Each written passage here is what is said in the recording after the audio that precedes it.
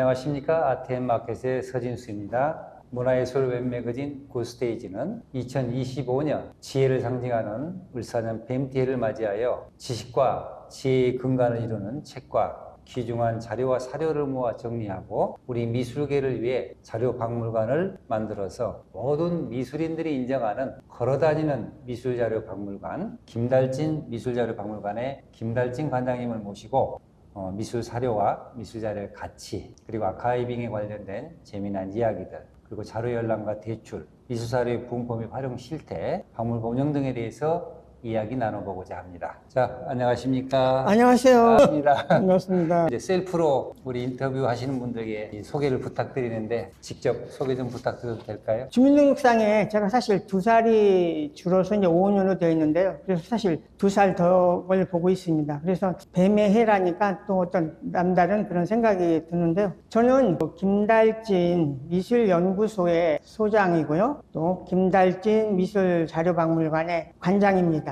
거기다가 지금 이제 제가 걸어다니는 미술계 메신저 이런 얘기를 하는데요. 또 유튜브로 지금 6년 차 이렇게 활동을 하고 있습니다. 여러 저서들이 많지만은 바로 보는 한국의 현대 미술 이걸 통해서 자료를 너무 정확하게 잘 정리를 해주셔가지고 저도 많이 이렇게 활용을 했는데요. 이런 책도 있고 또 하나는 우리 김달진식 패션, 김달진표 브랜드화된 패션, 컬러풀 양복 색도 아끼 입으시고 아트 넥타이를 매시고 그 다음에 이제 모자도 아주 중전을 잘 쓰시고 백백 트레이드 마크인데요. 그런 패션을 어떻게 직접 코디하신 겁니까? 아니면은 어떻게 된 거죠? 시작이? 네, 아무래도 미술판에 있으니까 어떤 컬러에 대한 그런 생각을 많이 하게 됐고요. 그래서 이제 저한테 이제 크게 그 짙은 청색의 옷과 지금 입고 있는 이 자주색 색깔의 두 옷이 저를 많이 입고 다녀가지고 사람들이 패셔니스타 이런 얘기를 하고요. 또 넥타이는 사실 작가들이 본인의 작품을 가지고 넥타이를 많이 만들죠. 그래서 제가 이제 넥타이를 많이 이렇게 메고 다니고 그러니까 선생님들이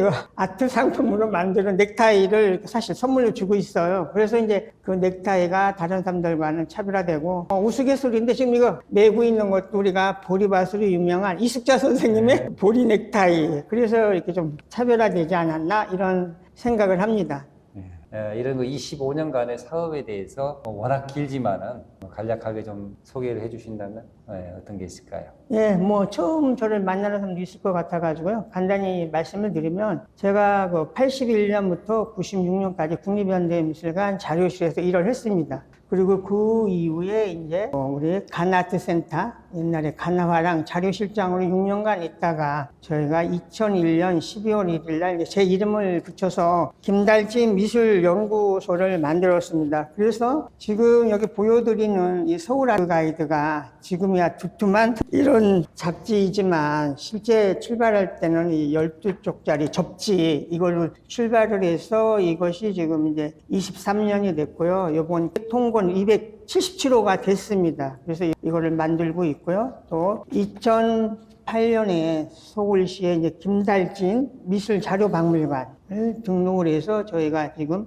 박물관을 운영을 하고 있고요. 또 2009년에 바로 온라인 달진닷컴을 만들어서 계속 업데이트하면서 사실 달진닷컴에는 뭐 많이들 들어오셔서 이용하는데 실질적으로 그건 콘텐츠가 어떻게 보면 너무 방대하죠. 그래서 사실 그 업로드 하는데 그냥 버거울 정도로 거기서 여러 가지들이 많이 이렇게 되어 있습니다. 그리고 할 때는 또 달진북닷컴 이거를 운영을 해봤는데요. 달진닷컴은 많은 곳에서 전시를 하면 화집도 만들고 하는데 이런 것들이 사실은 그 전시 기간 동안에 별로 팔리지도 않고 많이 쌓여 있어서 그거를 만든 사람하고 필요로 하는 사람들 중간 매개자 역할을 하려고 달진북닷컴을 큰 꿈을 가지고 만들었는데 그게 사실 운영이 어렵고요. 요새는 또 다른 온라인을 통해서 이게 다 활성화되어 있기 때문에 그 부분은 실질적으로 문을 닫았죠. 그리고 처음부터 우리가 김달진 미술 자료실, 그것이 나중에 저희가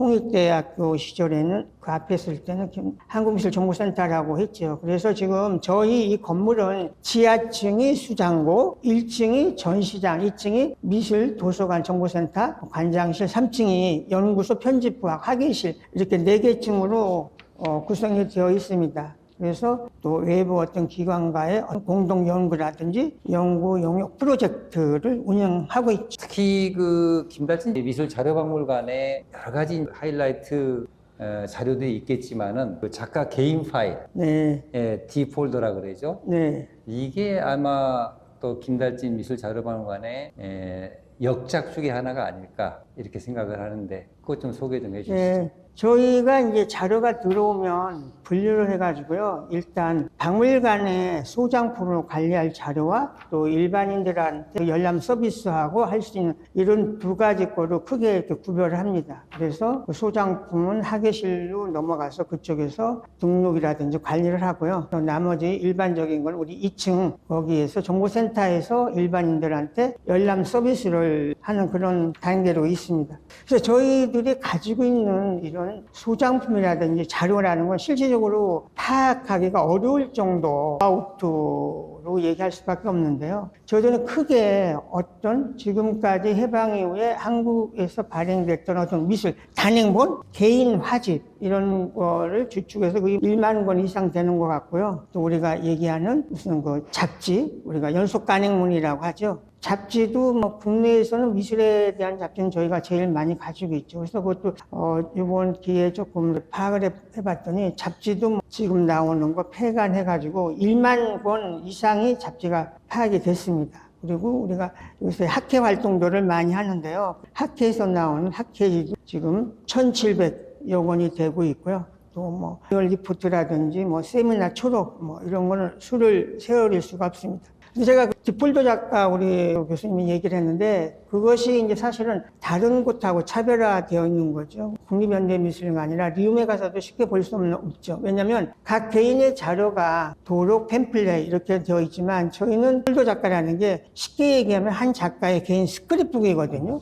그럼 예를 들어서 청경자 선생님 같은 경우는 50년대에서부터 지금까지 나오는 신문이나 잡지에 대한 기사가 한 곳에 모아져 있어서 그 권수가 지금 9권이고 백남진 같은 경우는 15권이에요. 그러면 그렇게 한 작가의 기사를 한눈에 볼 수 있다는 거. 이거는 굉장한 중요한 자료고 이용자들한테 굉장히 편리하죠. 그래서 그 디폴더라는 거는요. 그 D는 디지털이라든지 도큐멘타 또 뭐 달진 이런 것이 그 D를 해서 그래서 그 명명을 저희가 이제 디폴더 작가라고 해서 지금은 335명을 집중 관리하고 있습니다.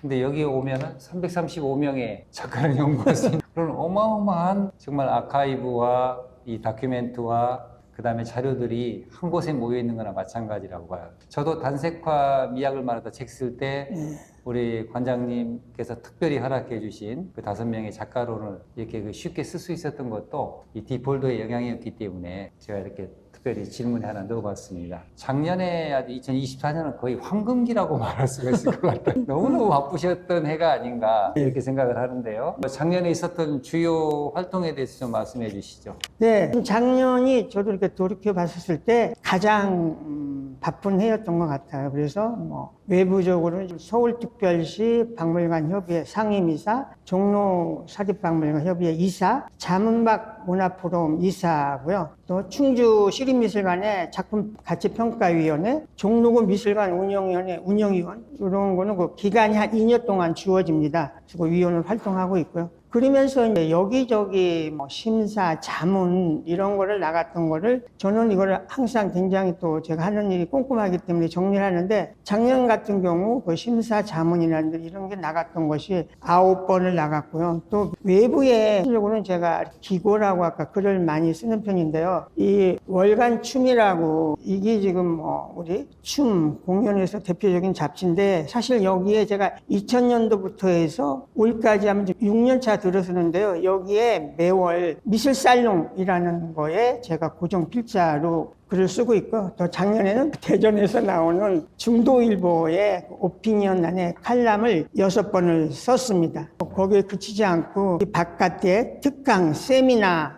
이런 거를 많이 나갔는데요.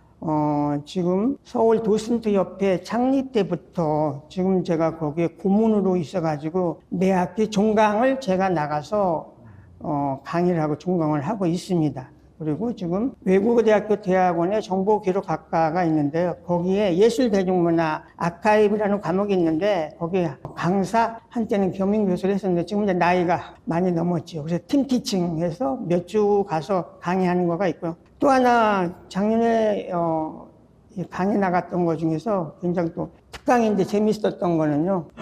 삼성미술관 리움에서 특강 요청이 들어와서 거기를 갔는데요. 제가 이제 좀 준비를 해가지고 갔습니다. 그래서 리움이 뭐 전시라든지 이런 거에 대해서는 굉장히 잘하고 있는데 아카이브를 어떻게 확대시킬 건가 이제 그런 거에 대한 얘기를 했는데 제가 이제 그날 준비를 해가지고 간 거가 홍라희 전 관장님은 다 아실 거예요. 홍라희 관장님이 뭐 서울대학교를 나왔다. 그건 일반적으로 아는 얘기인데 사실 이제 홍라희 관장 서울대학교 응용미술과 지금으로 얘기하면 공예과죠. 거기를 나오셔가지고 1965년에 국전에서 입선을 했어요. 그리고 또 60년에 특선을 했는데 그 국전 도록의 입선과 특선에 대한 작품 사진을 찍어가지고 그날 제가 특강을 하면서 이걸 보여줬죠. 그랬더니 이제 거기서도 사실 깜짝 놀랐죠. 막연히 알았던 건데 그 당시에 입선과 특선했던 작품 사진을 공개를 하니까 그래서 야 아카이브라는 게 정말 이렇게 가치가 있고 실제적인 것을 증명을 한다. 그래서 그날 굉장히 좀 화제가 됐기도 했습니다. 그래서 그런 거가 뭐 한 14번 나갔고요. 하여튼 뭐 여러 가지 일들이 많이 있었습니다. 또 이게 지금 한 5년째 지금 뭐 활동을 하고 계시는데 뭐 이 덕후라 그러죠. 한 우물을 파는 사람들을 이 덕후들은 되게 특징이 있거든요, 이게. 그래서 어렸을 때부터 뭔가 모으고 사셨지 않았을까 이런 생각이 많이 들어요. 그래서 뭐 여러 개 얘기가 나왔지만은 우리 오늘 모은 것 중에서 네. 우리 김달중 미술 자료박물관 미술연구소가 가지고 있는 뭐 이렇게 희귀하고 재미난 네. 좀 이렇게 보물들을 조금 소개를 했으면 좋겠어요.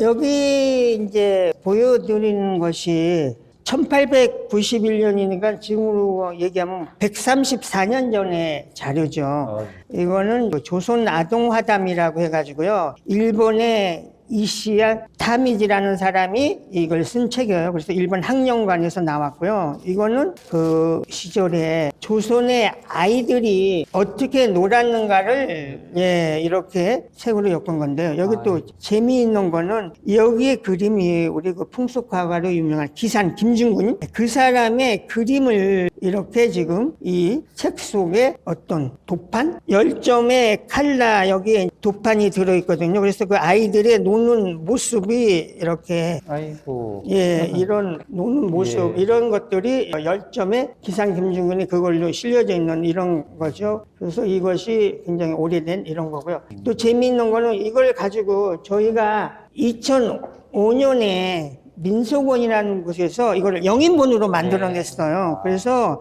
일본어로 되어 있는 그거를 그대로 싣고 앞에 표지만 한글로 한글로 이제 바꾼 그리고 거예요. 뒤에다가 지금 사람 우리도 볼 수 있게끔 한글로 이렇게 수록을 했죠. 그래서 이거는 굉장히 의의가 있죠. 왜냐하면 일본어 때문에 우리가 접근하기가 어려웠는데 원문을 그대로 싣고 뒤에 해서 그래서 이 조선 아동 화담이 중요한 그런 자료이고요. 그러니까 우리말로 하면 지금 한국의 어린이 그림에 관한 이야기네요. 네. 아동 화담이라는 아동화 담이 됐잖아요. 그리고 또 여기 보여주고 싶은 거는 우리 그 서화협회 해보라고 해가지고요. 이건 1921년하고 22년 두 번 나왔습니다. 근데 이거를 지금 1호하고 2호를 다 가지고 있는 것은 아마 저희가 유일하다고 지금 얘기가 되고 있고요. 2019년에 국립중앙박물관에서도 이거를 저희 거를 대여를 해갔는데요. 이게 서화협회 해봅니다. 그래서 이거는 별도로 다른 사람이 이렇게 표지를 했었던 거고요. 이것이 이제 서화협회 해본데 이게 그 유명한 우리 안충근 선생님이 소장하고 있었던 건데 이것이 코베이 경매로 나왔고요. 이거 정말 또 재밌는 에피소드가 이거는 그 당시에 코베이에 나와 있는데 서진수 교수가 저한테 이것이 있다라고 소개를 해서 사실 코베이 경매에 가서 이게 굉장한 경쟁을 물리치고 이렇게 해서 이것이 지금 나와 있는데 이건 사실 100년 이상이 된 거기 때문에 사실 만지기도 어렵고 이게 좀 다스러지거든요. 그래서 여기 오른쪽에 남해 안충근 선생님의 지금 장서인이 찍혀 있죠. 그래서 이것이 또 우리 그 미술사를 연구하는 학생들이 우리 근대 미술을 연구를 하려면 제일 많이 보게 되는 서화 옆에 뭐 이것이 1권과 2권이 저희들 예. 가지고 있습니다. 1921년이니까 네네. 벌써 100년, 104년이 됐네요. 또 하나는 이게 이제 백이의 현대미술전인데요. 백이의는 벨기에를 한문으로 쓰면 백이의예요. 근데 이것이 발견됐는데 우리가 이게 1952년이거든요. 근데 52년이면 전쟁 중인데 어떻게 이것이 우리나라 덕수궁에서 전시가 열렸을까? 저도 의문이 많이 갔어요. 그래서 이거를 토대로 해서 이제 그 당시 신문을 뒤져보니까 실질적으로 조선일보하고 서울신문에 기사가 났어요. 그래서 이승만 대통령이 거기 참석을 했고요. 수잔 바바리오라는 그 여성이 아마 순회전은 걸 했던 걸 한국에 유출을 한 것 같은데 저희가 생각했던 점은 아니 전쟁 중에 어떻게 열리나? 그러면 어떤 소강 상태라 열렸을까? 이런 생각도 해봤고요. 더군다나 이게 복제품이 아니고 폴 델본이 이런 사람들이 원화가 여기 와서 전시했다는 거. 이런 거는 거의 잊혀진 건데 이런 거를 근거로 해서 우리 미술사에서 잊혀졌던 하나의 중요한 미술 전시가 사실 역사적으로 기록이 된 이것도 굉장히 소중한 그런 자료이고요. 또 하나는 우리가 한국미술. 네, 한국미술사 일반적으로 뭐 한국 사람이 뭐 통사를 쏟다고 살았는데요. 이거는 1900년 초기에 독일의 선교사가 우리나라에 왔었죠. 안드레스 에카르트. 그 사람이 우리나라에 몇 년 머물면서 실제로 발로 뛰고 교통이 불편한데 그런 현장을 찾아서 사진 찍은 것도 있고 해가지고 이 조선미술사를 1929년에 발행이 됐습니다. 그래서 이거는 지금 이게 영문판이고요. 이 밑에 있는 이거는 지금 파란 색깔. 이거는 동문판이에요. 그래서 이걸 그 당시에 나와 있던 그 두 권을 다 확보를 한 겁니다. 그래서 책의 내용은 같은데 아까 얘기한 영문판과 이 동문판이 있고요. 이 재미있는 거는요, 이 책의 소장이 다른 나라에 있어서 여기 속에 보면 장서인이 찍었는데 이게 돌아서 한국에까지 온 거예요. 그래서 제가 이거를 또 경매에서 낙찰을 받아서 영문판, 동문판을 다 가지고 있고요. 그래서 이게 재미있는 거는 여기에 이걸 썼었던 안드레스 에카르트가 옥나간이라고 얘기를 하는데요. 옥나간이라는 사람이 독일에 돌아가서 1958년도에 여기에 신태양이라는 잡지에 제2의 조국 한국이요라는 이런 글을 쓴 거를 저희가 찾아냈습니다. 그래서 여기에 그 사람이 글을 썼던 것이 발견이 돼가지고 여기 보면은 제2의 조국 한국이요 빛나라 해서 자기가 정말 한국을 제2의 조국으로 생각해서 독일에서 돌아가서 몇십 년 만에 또 한국에 대한 얘기를 썼는데 이것이 바탕이 돼서 2002년에 KBS2의 다큐훈이라는 프로그램에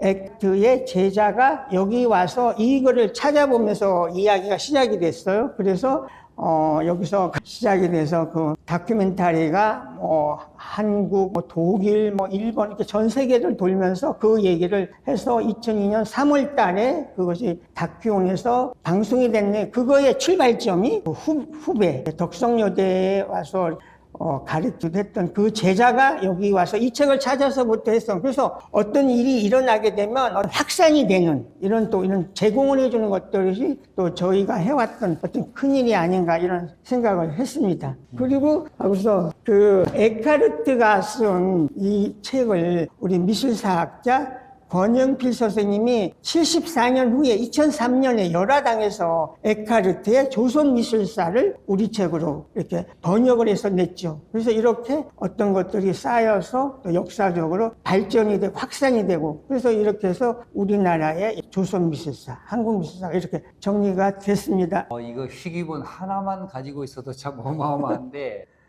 이런 그 다양한 희귀본들을 그야말로 5대 보물을 이렇게 공개해 주시고 설명해 주셔서 감사드립니다. 자, 이렇게 희귀본 구입이랄지 또 전기 간행물을 빠뜨리지 않고 또 전부 이게 결본 없이 채우려면은 이 비용도 만만치가 않을 것 같아요. 근데 이렇게 이 서울아트 가이드, 그다음에 이제 무슨 대출, 자료 대출에서 들어오는 수입 이런 거 가지고는 턱없이 부족할 것 같은데 어떻게 그동안 운영을 하셨고 주 수입원이 어떻게 되는 건지 집답하신 거 아니에요?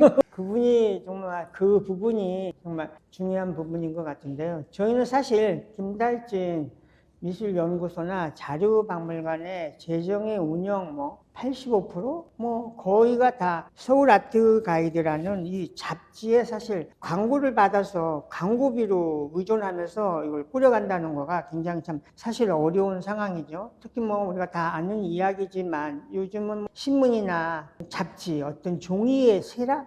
그러니까 광고의 어떤 패턴도 이 잡지에 광고하는 것보다는 온라인이나 사실 SNS로 많이 넘어갔죠. 그래서 그런 거에 대해서 굉장히 어려움이 크고요. 그래서 또 우리가 이제 김달진 미술자료박물관이라는 그런 후원회가 공식적으로 있어서 그쪽에서 후원금이 들어오는데 그래서 그 사실 도움을 많이 받았죠. 근데 이게 또 우리나라는 아직 이런 것 메세나라든지 후원이라는 거가 한계가 있기 때문에 정말 김달진이 몇십 년간 인사동에서 그 가방 메고 다니는 거 그거를 보신 분들이 내가 한번 100만 원이라는 평생원을 이렇게 해주지만 이것이 사실은 연속성이 적다는 거죠. 실질적으로는 한 번은 내가 김달진을 위해서 100만 원이고 10만 원은 이렇게 후원을 해주지만 그래서 거기에서도 이제 후원금이 이렇게 줄어들고 또 이런 것들이 정부에서는 최근에 이런 거에 대한 지원 정책을 많이 펴는데요. 저의 입장에서 말씀을 드린다면 그 정책의 지원이 예를 들어서 큰 비엔날레나 이런 거대한 행사에 지원을 해준다든지 또 젊은 작가의 어떤 전시의 지원 또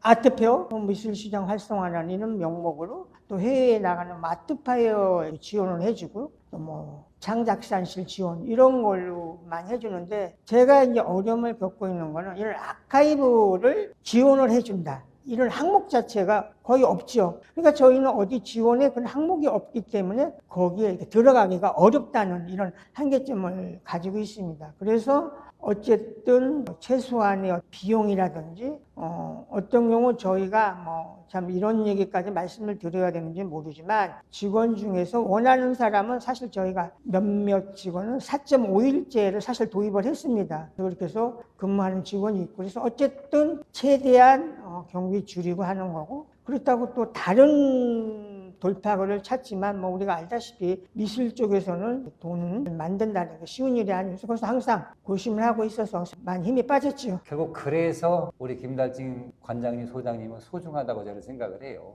그래서 아마 제가 이제 지금 말씀드리고 싶은 것은 우리 관장님의 공헌에 대해서 수상 얘기를 좀 잠깐 해보려고 이렇게 순번을 정해놨는데요. 워낙 성실하시고 부지런하시기 때문에 국립현대미술관에 근무하실 때 벌써 모범 공무원 수상을 하셨잖아요. 그 다음에 이제 2010년대에 들어와가지고 그동안에 30년, 40년의 노고를 이제 평가받아가지고 2010년에 대통령상, 대한민국 문화예술상을 받게 되고 그 다음에 2023년에 또 대통령 표창, 박물관 미술관 발전 유공 정부 포상을 받게 됩니다, 이게. 그래서 이런 다양한 수상도 하시고 특히 이제 우리가 높이 사야 될 것은 20세기 말 21세기 들어오면서 우리가 신지식인 선정에 대해서 참 많은 것이 우리 사회 이거의 화두였거든요. 그때 이미 1999년에 신지식인으로 선정이 되고 드디어 2013년에는 중학교 도덕교과서 2에 실리게 돼요. 참 이게 사람들이 많은 일을 하지만 교과서에 실린다는 것은 거의 불가능하거든요, 이게. 그래서 아마 이 내용에 대해서 좀 생각나는 대로 조금 말씀해 주시면 고맙겠습니다. 네, 2010년에 대한민국 문화예술상은요. 그때 이제 제가 대한민국 미술인 인명록이라고 그 책을 만들어냈습니다. 그래서 그거는 1850년 이후에 우리나라의 작고 미술인, 생존 미술인들을 가장 많이 수록했었던 책이죠. 그래서 제가 주장한 거는 밤하늘에 우리가 1등별만 기억을 하느냐, 2등별, 3등별도 있고 그것이 같이 스펙트럼이 빛나서 우리 미술계가 풍성해지는데 그래서 제가 지금도 주장하는 거는 그 2등별, 3등별의 활동도 정확하게 기록을 해나가야 된다. 그래서 저희는 가장 많은 미술인을 수록을 했기 때문에 그 당시 책이 나왔을 때 막 연락이 왔어요. 우리 할아버지가 화가였었다는 이런 말을 들었는데 지금까지 어디 한두 줄 나온 게 없는데 거기에 할아버지 이름이 들어있고 뭐가 들어있으니까 그거를 갑으로 보존하고 싶다. 그 책을 구할 수 없느냐 이렇게까지 연락이 왔는데 그거는 문화체육관광부의 지원을 받아서 1000권을 찍어서 다 배포를 했고요. 지금은 그것이 이제 온라인상에서도 검색이 되는데 이런 걸 위해서 이제 제가 대한민국 문화예술상을 받았고요. 2023년에는 저희가 사실 2008년에 박물관 등록을 해서 박물관 뮤지엄으로서의 그거는 좀 다른 관장님들보다는 좀 역사가 짧은데 그 부분에서 제가 해왔던 역할이 있기 때문에 박물관 미술관 발전 유공 대통령 표창을 받았던 거죠. 그리고 아까 소 교수님이 잠깐 얘기를 했었는데 99년도에 신지식으로 선정되고 이게 나중에 이런 것들이 기초가 돼서 2016년에 그 유민문화재단 중앙일보사에서 주는 홍진기 창조인상을 받았습니다. 그 자료를 수집을 해서 그냥 자료 수집으로 끝났었으면 이게 창조가 되고 신지식이 될 수가 없는 거죠. 근데 그걸 가지고 저희는 어떤 도표를 만들고 데이터를 만들고 역사를 만들고 그걸 증명을 해줬죠. 그러니까 이것이 자료를 가지고 하나의 역사를 창조해간 그런 과정이죠. 그래서 그 창조인상도 그 선정 과정에서도 그런 우스갯소리를 들었어요. 다른 사람들은 창조인이 뭐 30, 40대에 상을 받는데 역대 창조인상 중에서 나이가 가장 많은 사람이 받은 거죠. 그래서 이거는 이렇게 해서 창조라는 새로운 길을 열었다. 그렇기 때문에 창조인상을 받았던 거고요. 또 도덕교과서는 이제 그쪽에서 연락이 왔는데요. 저는 그 교과서에 실려져서 제가 좀 깜짝 놀랐죠. 왜냐하면 우리가 옛날에 도덕교과서 하면 위인들이나 바른 생활 이런 얘기가 실려졌는데요. 중학생인데 벌써 중학생들한테 직업 속 가치 탐구, 직업에 대한 얘기를 해요. 그래서 그 얘기가 뭐냐면 중고등학교 때부터 신문 쪼가리 이런 걸 모아가지고 아키비스트라는 새로운 직업을 만들었다. 그 사례로서 중학생들한테 직업에 이런 가치가 있다는. 그래서 저도 깜짝 놀랐는데 거기에 이제 사실 교과서에 제가 수록이 돼서 굉장히 정말 의미가 있다. 이런 생각을 했습니다. 국립현대 미술관의 아주 인기 유명 해설사이고 최근에 뭐 유튜브와 인스타에서 아주 활발한 활동을 하는 활동하시는 그 김재희 씨가 김달진 한국미술 아카이비스트라는 책을 써가지고 작년에 출판 기념까지 했는데 아주 그날 저도 참석해서 너무 뿌듯한 거예요. 그리고 자신의 일을 자서전을 쓰는 분들이 많은데 사실은 살아있는 사람을 다른 사람이 책 써주는 것은 쉽지 않거든요. 또 흔치도 않는 거고 그 얘기 우리 계 선생님하고 또 인연이랄지 또 어떤 면을 좀 챕터화 했는지 조금 소개를 해 주시죠. 네, 이게 작년 2월에 동숭동 예술가의 집에서 가졌던 출판기념을 가졌던 김달진 한국미술 아키비스트라는 책이고요. 이 책의 부제가 새로운 가치 창조죠. 수집에서 공유로. 사실 뭐 수집에서 끝났다면 이 이야기가 지속되지 않았을 겁니다. 이 책의 어떤 출발점은 아트북스의 정민영 대표가 제가 해왔던 일을 항상 기억을 하고 있었습니다. 그래서 정민영 대표가 이 책에 대한 제안을 했고요. 그거를 본인이 하는 거는 또 어려운 일이고 그래서 이 김재희 선생을 추천했고요. 김재희 선생은 이미 본인이 책을 한번 낸 경험이 있는 사람입니다. 그리고 미술에 대한 이해가 굉장히 높고요. 또 뭐 사실은 그 김재희 씨의 부친이 그리고 유명한 조각가 김영중 선생님이라서 그 베이스가 충분히 되어 있었었죠. 그래서 김재희 선생님하고 인연이 돼서 사실은 그 김재희 선생님을 이렇게 알고는 있었지만 사실 교류는 없었었어요. 근데 이것이 인연이 돼서 이제 저한테 계속 드나들면서 사실은 한 16번 정도의 인터뷰를 했고 제가 거의 평생 일기를 써왔는데 제 진짜 21기장까지 다 뒤적여서 이거를 썼습니다. 그래서 이 책은 크게 1부와 2부로 나눠져 있고요. 그래서 1부는 사실 제가 초등학교 4학년 때 어머니가 돌아가시고 그러면서 이제 성격이 굉장히 좀 여성스럽다고 할까요? 내성적이고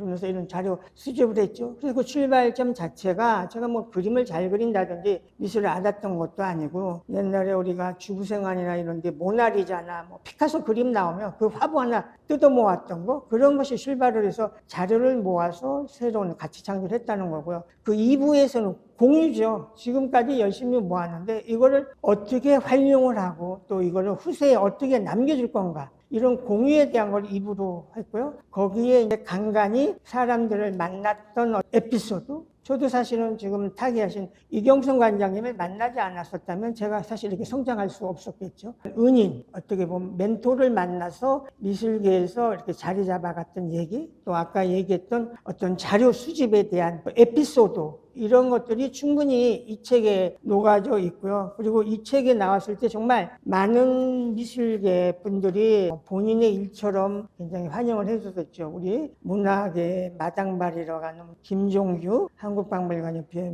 명예회장이, 또 나의 무자 유적 답사기로 우리가 뭐 얘기도 할 필요도 없을 정도 유명한 유홍준 선생님, 뭐 국립현대미술관 전 윤범목 관장, 평론가협회 윤진섭, 문화재청장을 했었던 정재숙 청장, 과거에 이제 중앙일보 기자 때부터 그 2년, 또 우리 뭐 유명한 그 서울대학교 교수 김병정 선생님, 이런 6분들이 책에 대한 추천사를 써주셔서 황송했고요. 또 사실 필자도 많이 놀랬죠. 이런 것들이 그 어떤 과정을 거쳐서 어떤 일로 확산이 되나, 이런 것들이 사회적으로 어떤 파장이라고 이런 거를 불러일으켜준 그런 책이라서 굉장히 정말 저한테는 최고의 저에 대한 선물, 아니면 제가 살아봤던 거에 대한 그런 거를 느꼈습니다. 네, 수집에서 공유라는 단어가 나왔었지만은 사실 뭐 아무리 중요한 자료를 가지고 있어도 이제 활용이 돼야 되는 거잖아요. 그래서 미술사례 이제 활용에 대해서 좀 여쭤보고 싶은데요. 여러 가지 전시 때 도록이라든지 팜프렛, 뭐 신문 스크랩, 뭐 사진, 이런 사료 가치가 굉장히 많은데, 여기에 지금 방문하는 그 자료를 원하는 사람들, 요청자들도 굉장히 다양할 것 같아요. 전반적인 거 좀 소개해 주시죠. 네. 저희가 이렇게 다른 곳에서 볼 수 없는 이런 희귀 자료, 또 이런 것들을 많이 가지고 있습니다. 그래서 지금은 또 웬만한 자료는 뭐 인터넷이나 이런 데서 검색을 하지만, 또 거기에서 검색되지 않는, 또 어떤 경우는 원본을 봐야 되는 이런 자료가 있기 때문에 여기를 찾게 되는 거고요. 또 저희들은 많은 자료가 지금 완벽하게 디지털은 되어 있지 않지만 그것이 검색이 될 수 있게끔 해놨습니다. 그래서 한국박물관협회에서 주관했던 표준유물 관리 시스템, 이런 곳에 저희들 것이 많이 올라갔어요. 그래서 지금 한 6,550종이 올라가서 거기에서 주제어를 치면 그 자료의 명칭이라든지 개략적인 게 나오고 있죠. 그래서 이 뮤지엄과 달진 뮤지엄컴에 와서 검색을 하면 그거를 가지고 오죠. 그래서 때로는 정말 저희가 생각지도 못했던 외국에서 저희들 찾아와서 저희가 이제 깜짝 놀랄 때가 있어요. 일본에 계신 교수 한 분은, 그분의 논문의 주제가 동남아 이쪽의 미술 교육에 대한 이런 주제로 하는 분이었는데요. 그래서 우리가 이제 사실 미술 교과서를 일본 일제 강점기부터 제일 많이 가지고 있으니까 그분이 미술 교육에 대한 연구를 하는 분인데 사실 미술 교과서를 안 볼 수가 없죠. 그렇게 온다든지, 또 영국의 샤리 돌리, 뭐 한국에도 많이 알려진 분이죠. 이런 분들이 자료를 찾으러 이제 저희들한테 오죠. 활용이 되고 있고요. 또는 외부에서 전시를 할 때 그 자료를 저희들한테 대여를 요청을 해 오는 거죠. 국립현대미술관에서 전시를 할 때 거기에 없는 이런 자료 대여를 요청을 온다든지 하면서 이것이 또 저희가 협업 전시가 이어지는데요. 작년에 그 인천에서 갤러리 파이 영종이라고 화랑이 개관하면서 거기에 이제 저희들 자료, 또 저희가 사실은 자료 말고도 뭐 많지는 않지만 또 작품을 저희가 소장하고 있죠. 그래서 일부 작품까지 해서 갤러리 파이 영종 여기에도 나갔고요. 또 우리가 아트페어 중에 하나죠. 인천의 아트쇼가 열리면서 거기에 특별 부스로 인천 출신의 고유석, 이경성, 이명방, 김인환, 이런 분들이 인천 출신의 미술평론가, 미술사가죠. 그분들에 대한 특별한 전시, 부스 전시를 했고요. 또 우리가 작년에 그 화제를 모았던 청경자 탄생 100주년이 고흥군에서 열렸죠. 청경자 전시가 열리면서 사실 작품을 대여받기가 굉장히 어렵고 했었는데, 거기에 이제 저희들 자료가 한 35점 정도가 되어 나가서 그 전시가 이루어진다. 풍성한 자료 제공, 이런 식으로 이제 그런 게 다양한 각도로 이렇게 활용이 되고요. 또 때로는 어떤 경우에 도판이 필요할 때 그거에 대한 도판 제공이라고 해요. 이런 일들을 저희들이 좀 해왔습니다. 자, 어쨌든 이런 자료를 와서 보려면은 어떻게 해야 되는 건가요? 일단은 저희 아까 얘기 잠깐 드렸듯이 달진닷컴에 와서 검색을 하면 책이나 우리가 소장품이 거의 이제 검색이 되죠.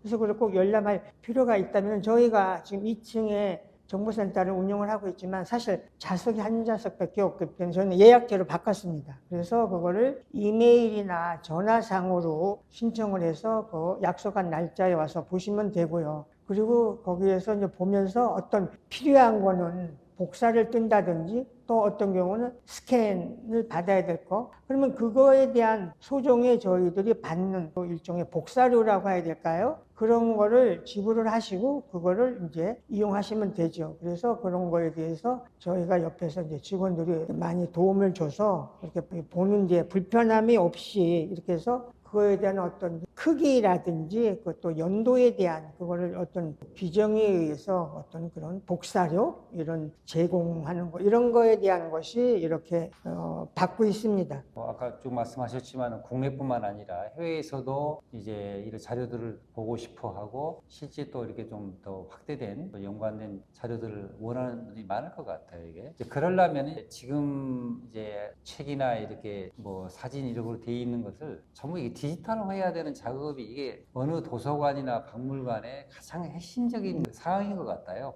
그래서 이 디지털화의 퍼센티지나 아니면은 디지털을 위한 어떤 그 지원이랄지 이런 것에 대해서 조금 말씀해 주시죠. 어떻게 보면 가장 필요하고 또 어려운 질문을 해주셨는데요. 그거에 대해서는 사실 전문가로서 이거를 빨리 더 디지털화해서 더 이용자들에게 편하게 활용될 수 있게끔 공유해야 된다는 건 잘 알고 있는데요. 또 아까 말씀드린 대로 어떤 재정의 한계 이거가 있기 때문에 그거는 어떻게 보면 속도가 느려질 수밖에 없죠. 그래서 우리가 전시 때 필요할 때마다 그 부분에 대해서 스캔을 해가고 있고요. 또 몇 년간 지원받았던 그 한국박물관협회의 그 데이터베이스화는 그런 지원을 받으면 그 사람이 와서 1년에 이제 몇 개월 일을 하고 조건이 1000점 이상을 스캔을 뜬다든지 해서 거기다 올려줘야 되는 그런 규정에 의해서 이렇게 받고 있죠. 그래서 그거는 이제 필요에 의해서 가는데 지금 얘기했던 대로 그런 한계가 있기 때문에 이게 서서히 갈 수밖에 없다. 이것이 또 저희가 가지고 있는 어려움과 그런 한계점입니다.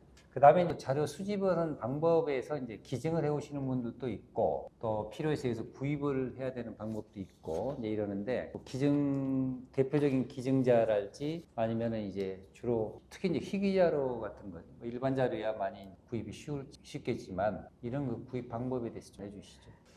저는 뭐 사실 그 코베이 경매를 자주 드나들고 있습니다. 그래서 코베이 경매가 과거에는 뭐 한 달에 한 번씩 그렇게 오프라인에 있었는데 코로나 이후에는 지금은 실질적으로 2달에 한 번씩 하고 있습니다. 그래서 지금 그 2달에 한 번씩 열릴 때 미리 그 책자가 발행이 되죠. 그리고 저희가 왔었을 때 그걸 가지고 미리 한번 다 체크를 합니다. 그리고 또 재정의 한계가 있기 때문에 사실 시작가가 높은 거는 아무리 저희한테 필요하더라도 그걸 제가 접근할 수가 없죠. 그래서 예를 들어서 뭐 시작가 몇십만 원짜리 중에서 필요한 거 있으면 그걸 체크를 하고 경매가 있기 전 당일 오전 아니면 하루 전날 제가 실제적으로 현장에 가서 그 실물을 대조를 합니다. 그래서 거기에서 내정 가격의 뭐 2, 3배라든지 제가 할 수 있는 범위 내에서 예약해놓죠. 그래서 고배 경매를 통해서 하는데 또 그게 사실은 눈에 보이는 이런 걸 찾아낼 수 있는 그런 게 있어야 되겠죠.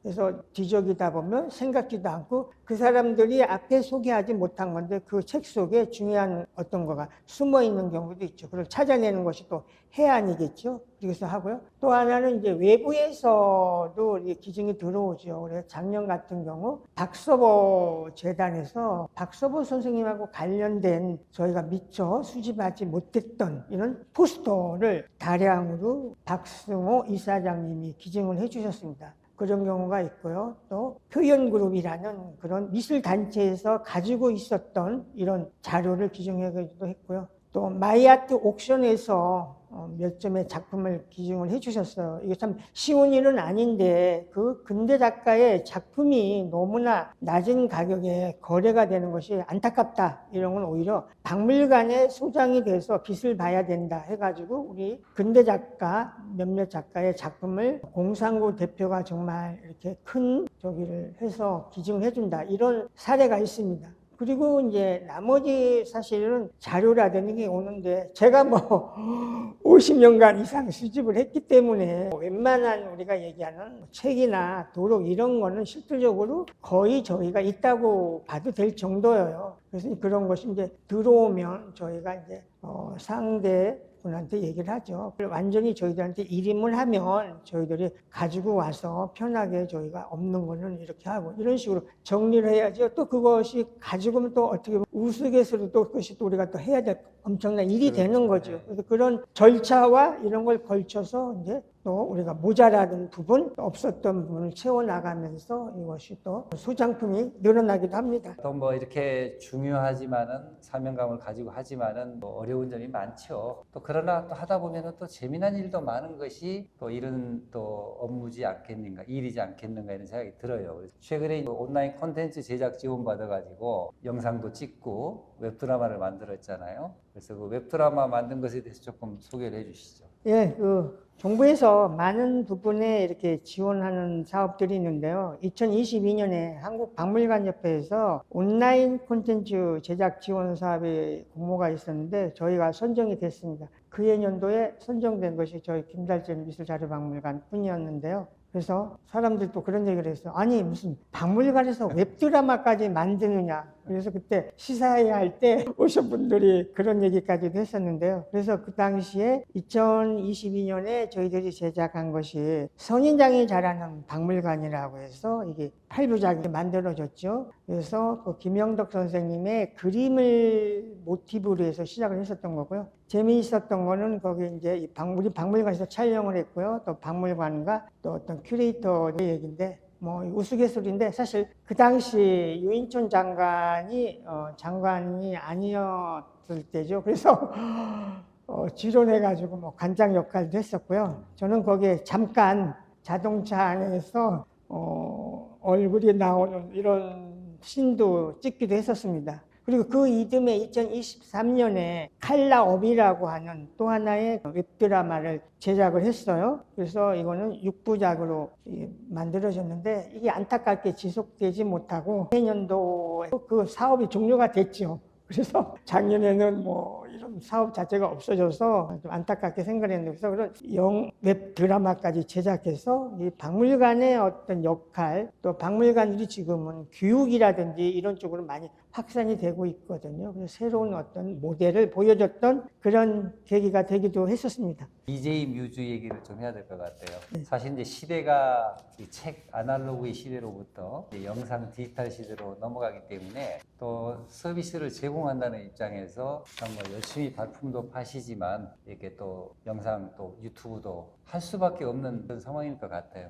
뛰어다니면서 하신 얘기 좀 해주시죠. 과거에 해왔던 일은 그냥 미술 자료를 수집한 어떤 수집가였는데요. 그게 또 시대의 어떤 변화에 따라서 또 저도 적응을 해야 되고 또 변화돼야 되겠죠. 그러다가 이제 처음에 페이스북을 열심히 했었습니다. 근데 페이스북에 여러 가지 장점이 있는데 그거는 검색해서 나중에 보는 뒤에 이제 어려움을 느꼈습니다. 그러다가 이제 우연히 이제 유튜브를 알게 돼가지고 유튜브를 했는데요. 사실은 이제 저도 제 유튜브를 하면서 또 보람도 있지만 한계점을 사실은 많이 느끼고 있습니다. 왜냐하면 요즘은 편집 기술이라고 아까 이런 기기 이런 것도 좋은데 제가 사실 핸드폰으로 찍어서 제가 사실 키네마스트라는 그런 프로그램으로 하고 있기 때문에 이 영상의 품질이라고 할까 이게 많이 못 미쳐서 굉장히 저도 한계를 느끼지만 또는 저는 제 시선으로 그 전시의 어떤 그 내용을 기록을 한다 그런 의미에서 이제 담아나고 있고요. 처음에는 막 너무 이게 떨림이 심해가지고 막 주위에서 그만둬라. 사실 이런 얘기까지도 들었는데 이제 지금은 많이 그래도 좋아졌고요. 그러다 보니까 지금 제가 이걸 체크를 해봤습니다. 그래서 유튜브 뭐 구독자 이게 사실 우리가 유튜브라는 것이 무슨 뭐 먹방, 정치판, 연예계 아니면 굉장히 어렵죠. 그래서 저 같은 경우는 지금 구독자가 3,914명이니까 뭐 한 4,000명쯤 되고요. 사실 동영상을 3,360건을 올렸더라고요. 사실 이게 말이 3,000건 이상이지 이건 엄청난 시간과 노력, 더 심하게 가면 노가다라고 얘기할 수 있겠죠. 이렇게 많이 올렸고요. 지금 페이스북 팔로워는 5,981명, 인스타그램은 저는 사실은 유튜브와 페이스북에 집중하기 때문에 인스타그램은 그냥 어쩌다 한 번씩 잊어버리지 않게 올려주는데 팔로워가 한 2,181명 정도 되어 있습니다.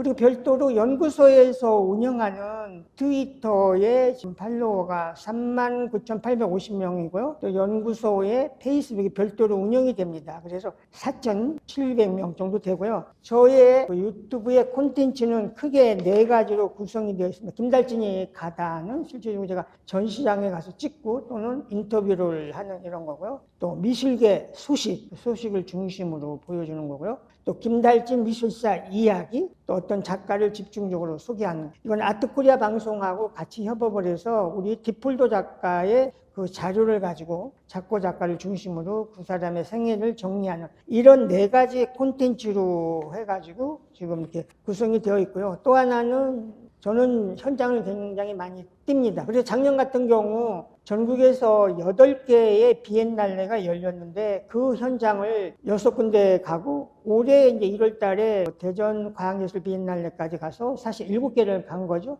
그럼 거기 가서 실제 현장에서 찍어서 유튜브까지 방송을 했죠. 그래서 지금 우스갯소리로 뭐 기자 간담회 이렇게 부지런히 쫓아가고, 사실 거기 가서 보면 어떻게 보면 기자들 중에서 뭐 나이가 중요한 건 아니지만 제가 제일 나이 많이 먹은 기자죠. 현역 기자인데 그런 역할을 하면서 필요에 따라서는 저는 페이스북이나 유튜브에서 라이브 생중계가 되기 때문에 저는 즉석에서 이렇게 보내줍니다. 그래서 지난번에 청경자 같은 경우 고흥에서 했는데 며칠 지나니까 2,000명이 조회를 했어요. 그래서 깜짝 놀랐어요. 그래서 요새는 정말 이런 어떻게 보면 그게 반드시 좋은 거는 아니지만 이 속도 경쟁 시대죠. 정보라는 것이. 그래서 그만큼 저에 대한 SNS의 활동이라든지 유튜브 활동이 미술계에서 필요로 하다. 또 그렇게 많이 이용되고 있다. 이런 것 때문에 이제 사실은 줄여야 된다고 생각을 하면서 사실 줄여야 되겠죠. 그런 장점과 한계점을 가지고 있습니다. 뭐 약간 이제 수입하고도 관련돼 있는 문제인데요. 이게 외부 이제 연구 프로젝트를 지금 수행하고 있잖아요. 그래서 네. 또 이게 없으면은 또 자료 활용도 면도 그렇고 수익 면도 그렇고 상당히 쉽지 않을 것 같아요. 그래서 그 외부 연구 프로젝트에 대해서 조금 소개를 해주시죠. 네. 일을 하다 보니까 이제 지금 그 지방자치제 시대라서 도나 시에서 미술관 건립을 많이 계획하고 또 진행되고 있습니다. 그러려면 그 지역에 어떤 미술사가 정리가 돼야 되는데 그런 도시에서 그런 거에 대해 관심이 없기 때문에 사실 준비가 전혀 되어 있지 않죠. 우리는 기본적으로 베이스에 많은 자료를 가지고 있기 때문에 그런 연구 용역이 나오면 저희들이 그거를 받을 확률이 충분히 많이 있죠.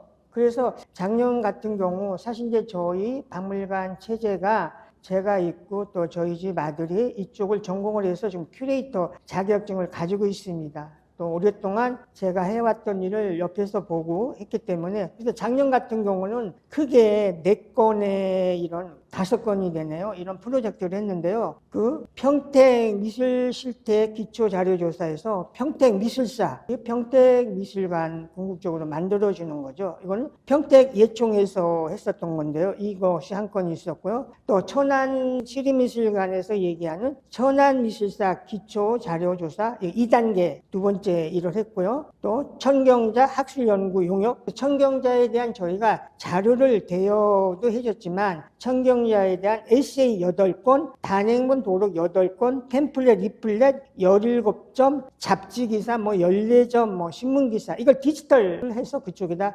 해준 거죠. 이런 식으로 해서 했고요. 또 하나는 종로구청, 이것이 문화재청, 지금 국가유산청이죠. 여기하고 서울시하고 관련된 전국의 고택, 종갓집 활용 사업, 이런 큰 프로젝트가 있습니다. 이런 것들이 잘 활용이 안 되기 때문에 이걸 사업적으로 하는데, 저희는 이쪽에 있는 그 종로구에 있는 이상범 가옥의 활용 사업에 선정이 돼서 거기에서 저희가 전시를 했고요. 또 거기서 체험 프로그램을 운영을 했고, 또 근대미술 사학자를 중심으로 해서 6명을 해서 그 근대미술 세미나 이렇게 5건의 큰 사업을 했습니다. 이런 것들이 이제 저희들의 어떤 수입에 또 큰 도움이 되고, 또 얘기했던 이것이 대외적으로 확산이 되는 이런 큰 역할을 하고 있는데, 어쨌든 김정윤 실장이 PM 프로젝트 매니저를 맡아서 잘 진행해가고 있습니다. 자, 마지막으로 2025년 금년 벌써 지금 우리 김달진 관장님 행보가 기대가 되는데 금년에 계획이 어떠신지 말씀해 주시죠. 네, 저희는 뭐 박물관의 특성 때문에 전시를 자주 갖지는 않습니다. 그래서 1년에